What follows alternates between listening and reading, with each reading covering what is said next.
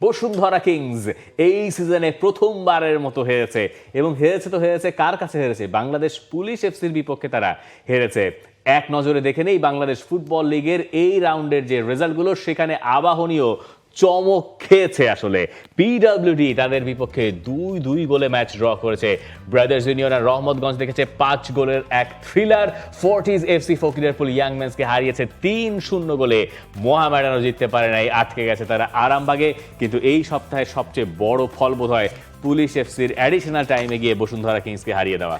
এই উইকে আপনার অনেকগুলো ম্যাচের রেজাল্ট শেষ দিকে এসে বদলে গেল এবং বসুন্ধরা কিংস এই সিজনে প্রথমবারের মতো তারা ম্যাচ হারল। আমরা বলছিলাম না যে এইটা হচ্ছে একটা ভিন্ন লড়াইও আছে, কারণ বসুন্ধরা কিংসের অ্যাসিস্ট্যান্ট কোচ যিনি ছিলেন যে আসিফুজ্জামান, তিনি হচ্ছে গিয়ে এতদিন ধরে ছিলেন, এখন হচ্ছে গিয়ে এই সিজন থেকে তিনি চলে গেছেন পুলিশের হয়ে।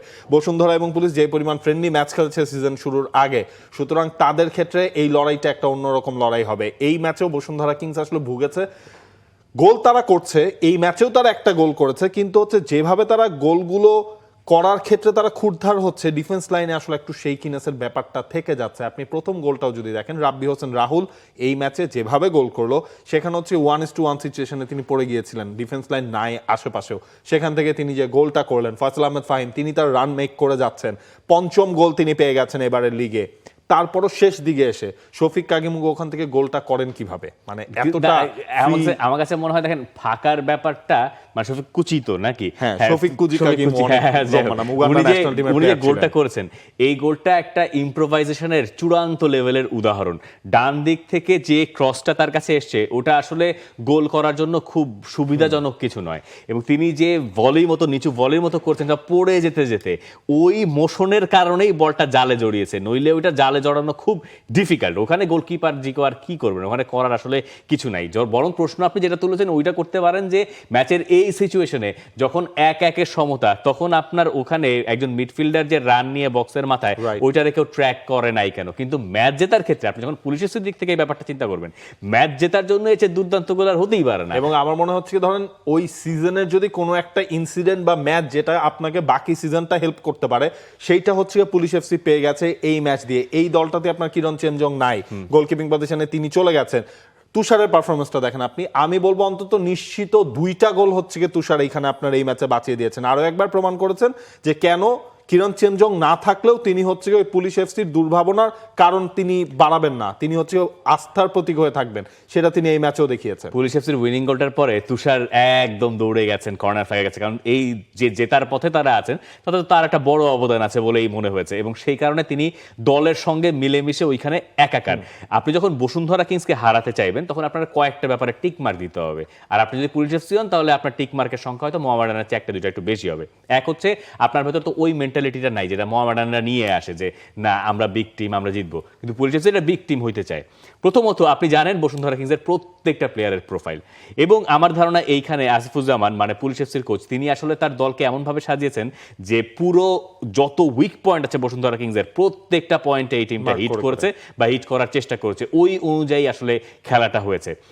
ওই জায়গায় একটা গেল, এবং দ্বিতীয়ত হচ্ছে আপনার গোলকিপারকে এই ধরনের ম্যাচে এত সব কিছু ঠিক করার পরও বসুন্ধরা কিংসের প্লেয়ারদের যে কোয়ালিটি বাংলাদেশ প্রিমিয়ার লিগের স্ট্যান্ডার্ডে, সেটা আপনাকে ভোগাবে। এবং তারপরে থাকবেন আপনার গোলকিপার একটা বড় ম্যাচ যাইতে হবে যেখানে আপনার ভালো সেভ করতে হবে, করেছেন, টিক মার্ক। এবং আপনাকে একটা নাটকীয় পরিস্থিতি তৈরি করতে হবে যেখান থেকে এমন একটা গোল আপনি পাবেন যেটা আপনাকে ম্যাচ জিতিয়ে দেবে, ওটাও টিক মার্ক।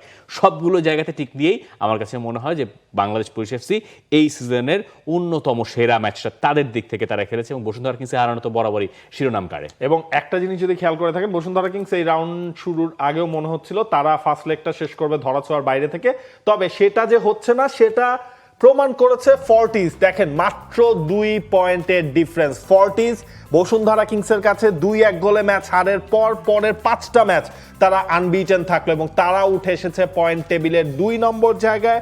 ফর্টিজ 3-0 গোলে হারিয়ে দিয়েছে ফকিরেরপুল ইয়ংম্যানসকে, এবং আমার মনে হয় এই সিজনে বসুন্ধরা কিংসকে টাফ টাইমটা দিতে পারে ফর্টিজ রহমতগঞ্জ, এই দুটা দলে। রহমতগঞ্জের ব্যাপারটা খেয়াল করেন, ব্রাদার্সের সাথে 2-0 গোলে তারা পিছিয়ে, ম্যাচ তারা হেরে বসেছে অলমোস্ট ধরেই নেওয়া যায়। এরপর গাম্বিয়ান ম্যাজিক দেখিয়েছেন সলোমন কিং, তার জোড়া গোল, ক্লেমেন্ট আদুর গোল, শেষ 20-25 মিনিটের মধ্যে রহমতগঞ্জ 3টা গোল দিল।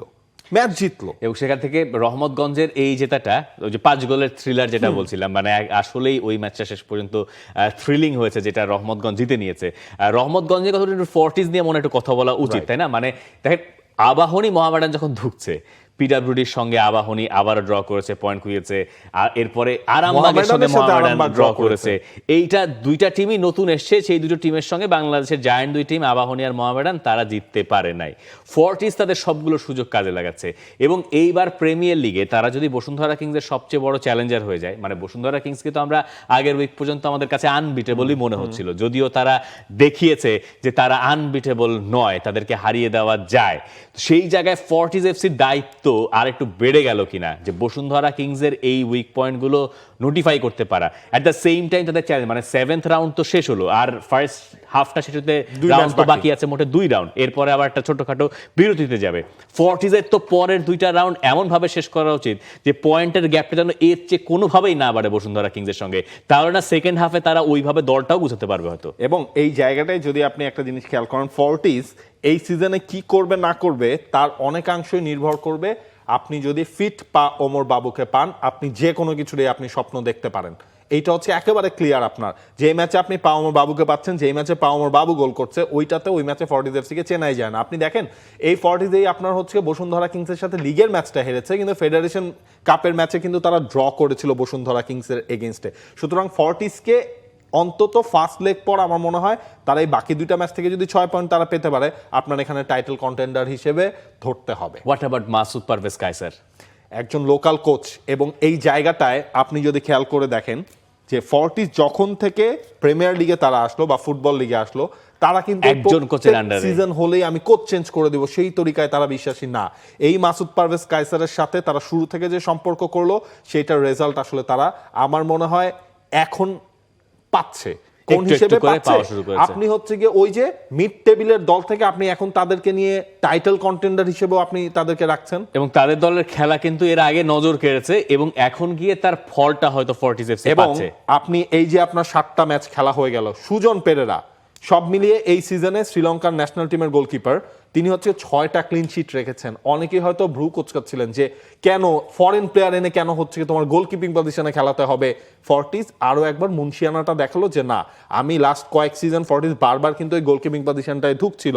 হ্যাঁ, আজাদ এখানে গোলকিপিং করেছেন, শান্ত তিনি এখানে গোলকিপিং করেছেন, তারপরও ফর্টিস চাচ্ছিল হচ্ছে আমি তো টপ লেভেলের যারা গোলকিপার আছে, যেমন আপনার আনিসুর রহমান জিকো, মিতুল মার্মা, তাদেরকে আপনি টাকা দিয়ে ওই টাকাটা আপনি এখানে স্পেন্ড করতে পারবেন না। ওকে ফাইন, আমি অন্য একটা দেশের ন্যাশনাল টিমের গোলকিপারকে এনে এই জায়গাটার মধ্যে ফিক্স করি, সেটা রেজাল্টও তারা পাচ্ছে। রেজাল্ট ওয়াইজ যদি আপনি চিন্তা করেন, ফর্টিস এফসি একটা আইডিয়াল উদাহরণ আমার কাছে মনে হয়, যে বাজেট টাজেট মিলিয়ে কিভাবে একটা কাঙ্ক্ষিত জায়গায় আসলে নিজেদেরকে রাখা যায়। খুবই বাস্তবিক উদাহরণ, যেটা ফর্টিস এফসিকে এই মুহূর্তে বেশ ভালো ফলও এনে দিচ্ছে। ট্রাস্ট দ্য প্রসেস নামে যে কথাটা মিকেল আর্তেতার সঙ্গে চলমান, সেটা ফর্টিসের সঙ্গেও বোধহয় চালিয়ে দেওয়া যায়।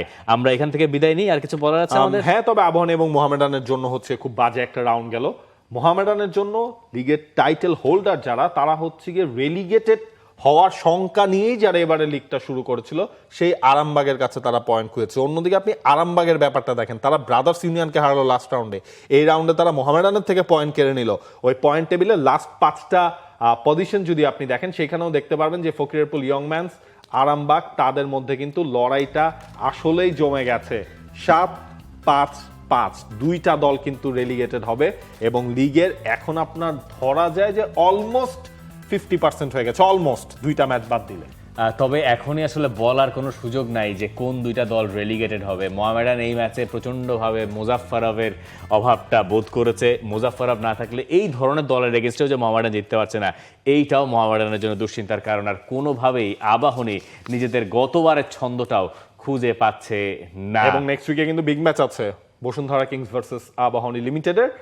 দেখা যাক ওই ম্যাচটা আবাহনী জয়ের ধারায় ফিরতে পারবে কিনা, নাকি বসুন্ধরা কিংস এই ডার্বিটা, ওইটাও আসলে একটা ডার্বির মতোই হয়ে গেছে বসুন্ধরা এবং আবাহনী যখন এই ম্যাচটা খেলে।